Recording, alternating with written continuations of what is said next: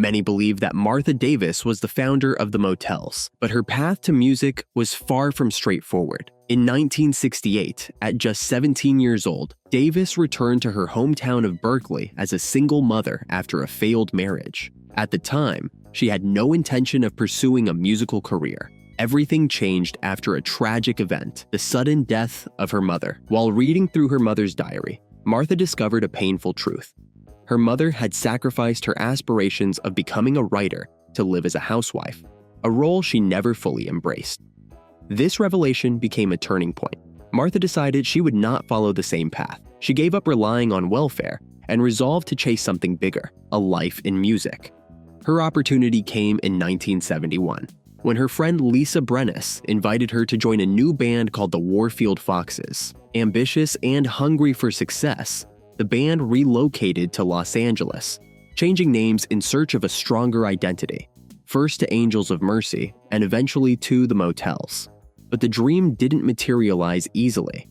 After 4 years of relentless gigging in small clubs, a few local radio appearances, and mounting frustration, the group began to fall apart.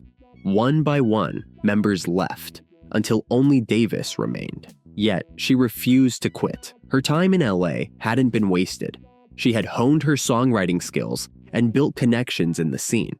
In 1978, Davis crossed paths with Jeff Gerard, a former guitarist for Tom Petty and the Heartbreakers. The two decided to revive the Motels. They held extensive auditions and formed a new lineup. Jeff's brother, Marty Gerard, joined on saxophone and keyboards. Michael Goodrow took over bass duties, and Brian Glasscock came in on drums. Starting over was tough.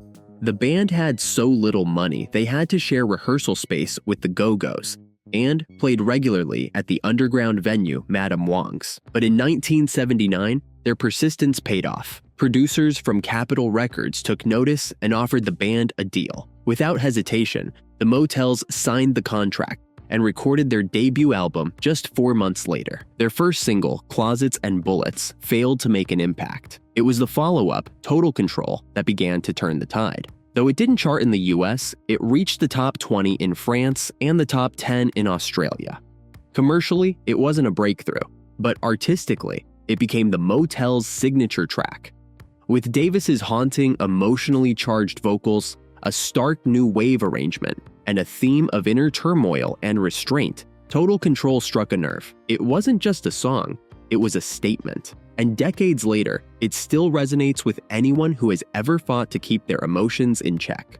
Following the release of their debut album, Martha Davis fully assumed creative control of the Motels. Shortly after, guitarist Jeff Gerard exited the band, and Davis's then-boyfriend, Tim McGovern, stepped in as his replacement. Despite the lineup changes, the band swiftly moved forward, recording their sophomore album, Careful, which was released in June 1980. The record performed modestly in the US, reaching number 45 on the Billboard 200, and found greater traction in Europe and the UK, where singles like Days Are Okay and Whose Problem broke into the top 50. Days Are Okay marked Tim McGovern's first creative contribution to the band. Its contrast between daytime calm and nighttime emotional unrest, underscored by a sparse new wave arrangement and Davis's striking presence, struck a chord with fans of the genre. Meanwhile, Whose Problem, written by Davis herself, delivered a sharp, infectious melody and a confrontational rhythm. The song's defiant tone and punchy chorus turned it into an anthem of personal rebellion, echoing the growing sense of social unease in the early 1980s. Before recording their third album, the band brought in acclaimed producer Val Garay, known for his work with Linda Ronstadt, James Taylor, and Kim Carnes. The resulting project was Apocalypso, completed in 1981, but Capitol Records rejected it outright, calling it too weird and not commercial enough. The decision dealt a serious blow to the band, and especially to Davis, who believed Apocalypso could have been their artistic breakthrough. Instead, the album languished in production limbo. Tensions reached a breaking point. The rejection of Apocalypso, coupled with mounting stress, led to the collapse of Davis's relationship with McGovern, who subsequently left the band in 1981. In order to salvage the project, Capitol ordered a complete re-recording, this time relying on seasoned studio musicians. The sessions stretched on day and night, taking a toll on Davis's health. But the effort paid off.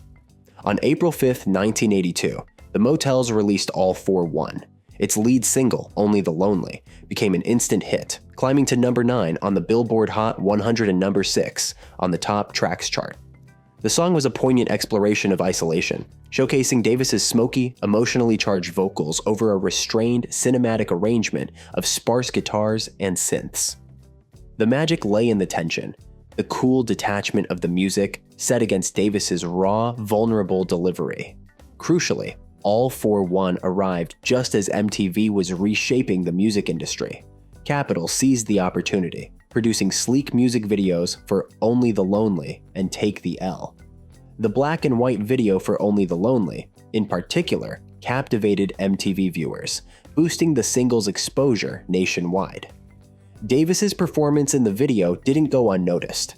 She was awarded Best Performance in a Music Video at the 1982 American Music Awards, cementing her place as one of the most compelling frontwomen of the new wave era. Following the commercial triumph of All For One, producer Val Garai assumed full creative control over the Motels' sound and visuals. Confident that he had discovered the formula for success, Garai set out to replicate the winning structure for the band's next project.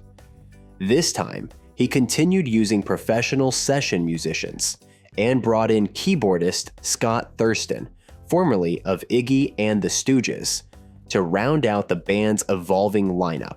The strategy paid off. The resulting album, Little Robbers, climbed to number 1 on Billboard's Album Rock Tracks chart and was certified gold in the United States, Canada, and several other countries. Among its standout tracks was the emotionally resonant Suddenly Last Summer. The song served as a quiet poetic meditation on the fleeting nature of youth, with Davis using the image of the final ice cream truck of the season as a metaphor for the loss of innocence and the inevitability of change. Her husky, intimate vocals, layered over a bittersweet synth-pop rhythm and enriched by a lyrical saxophone solo, created a mood of tender, time-lapse nostalgia. With Little Robbers, the Motels had reached the apex of their popularity. For the first time in their history, the band delivered 2 back-to-back commercially successful albums. Capitol Records, eager to maintain momentum, pushed the group straight back into the studio. After nearly a year of recording, the Motels released their next album, Shock, in September 1985. The lead single, Shame, quickly made an impact, reaching number 21 on the Billboard Hot 100 and number 10 on the top rock tracks chart.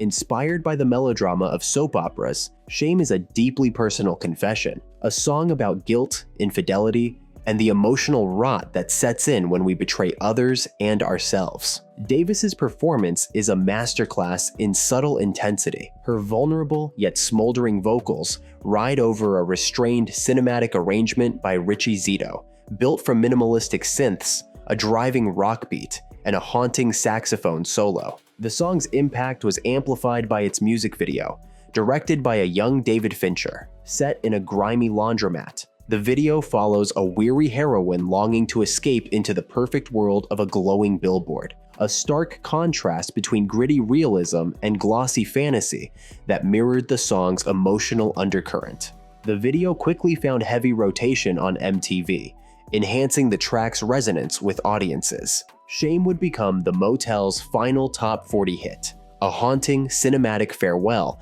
to their chart-topping years, wrapped in themes of regret, longing, and emotional exposure. It remains one of the band's most memorable and artistically accomplished works. It's important to note that the Shock era was particularly difficult for Martha Davis on a personal level. In 1984, she was diagnosed with breast cancer, a battle that consumed all her strength and focus. Though she eventually overcame the disease, the experience left her changed. By the time the album was completed, Davis felt increasingly disconnected from the band's creative direction.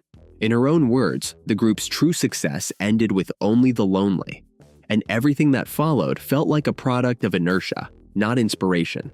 Adding to her disillusionment was the harsh reality of the business itself. Despite the Motels' commercial achievements in the 1980s, Davis found herself increasingly forced to finance the band's activities out of her own pocket. The combination of creative fatigue, personal struggle, and mounting financial pressure led to a drastic decision. She fired every member of the band. The songs that had been intended for the next Motels album were instead repurposed for Davis's debut solo record, Policy, released in 1987. While her distinctive voice, charismatic image, and lyrical sensibility remained intact, the album was met with indifference by both critics and listeners. The music, though polished, felt uninspired, as if the spark that once made the Motels so vital had dimmed in the transition to solo work. Still, Davis refused to give up. For over a decade, she pursued a solo career, trying to recapture the magic, but with limited success. Eventually, as finances dwindled and industry support faded, she made a pragmatic decision to bring the Motels back to life. In 1998, the band returned to the stage under a new banner, The Motels, featuring Martha Davis. They began performing regularly, focusing largely on their classic hits, the songs that had made them famous. It wasn't until 2007 that they finally ventured into new creative territory, releasing Clean Modern and Reasonable, their first album in 22 years. This was followed by This in 2008, and Davis's introspective solo project, Beautiful Life, which she described as a dark autobiographical journey through her life. Throughout the 2010 and into the 2020, the Motels continued to tour actively. Highlights included supporting the Go-Go's at the Hollywood Bowl in 2013, joining the Replay America tour in 2014, and reuniting with other iconic acts like Wang Chung and Men Without Hats on the Abducted by the 80s tour in 2024. While new material took a back seat, fans showed up for the nostalgia, to hear the songs that once defined an era, and to see the face of a woman who had become an icon of her genre. Today, the Motels remain a vital part of new wave history. As one of the most prominent female-fronted bands of the era, they helped define what strong, emotionally complex women in rock could sound like. They pioneered the cinematic music video aesthetic at the dawn of MTV and laid the groundwork for generations of female performers to follow. Decades later, their legacy endures, not just in the music, but in the energy they still bring to the stage, packing retro festivals with fans eager to relive the sound and spirit of a revolutionary time.